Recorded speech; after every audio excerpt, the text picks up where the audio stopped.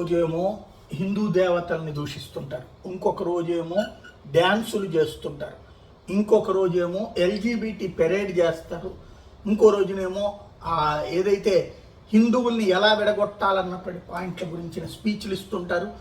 ఒకరోజేమో సోనం వాంగ్చుక్ లాంటి తీసుకొచ్చేసి ఓ పక్కన ఏదో తాగుతూ ఉంటాడు, దీక్ష అని చెప్తుంటాడు, ఇంకో పక్కనేమో ఇప్పుడు తాజాగా జై భీమ్ నినాదాలు. ఇది క్రమంగా కాక్రోచ్ జనతా పార్టీ అంటే క్రమంగా జరుగుతున్నది ఏంటయ్యా అంటే వాళ్ళకి సంబంధించిన ఎవడి దురద వాడు తీర్చుకునేటటువంటి కాన్సెప్ట్ తప్పించి మరొకటి ఏమీ కనిపించటం లేదు. ప్రస్తుతం జరుగుతున్నటువంటి ఈ వ్యవహారాలు దేశంలో ఏం డ్రామా ఆడుతున్నారో అర్థం చేసుకోవచ్చు.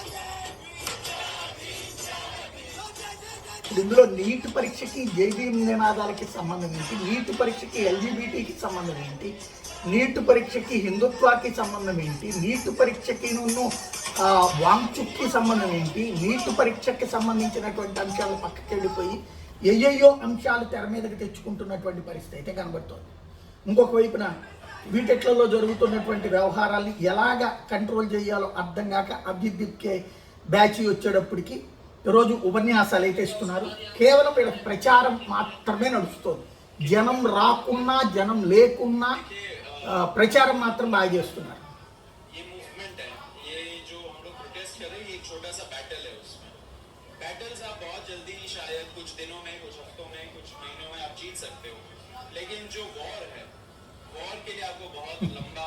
ఎవరితో యుద్ధం చేస్తున్నారో అర్థం కాదు. వాళ్ళ దేశం మీద వాళ్ళే యుద్ధం చేస్తారు.